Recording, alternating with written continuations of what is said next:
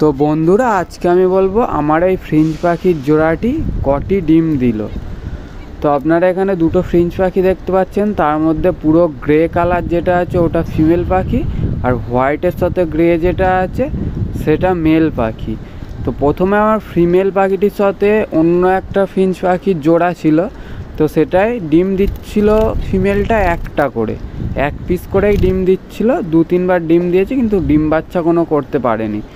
তাই আমি অন্য আরেকটা মেল পাখির সাথে এই ফিমেল পাখিটার আমি জোড়া দিলাম।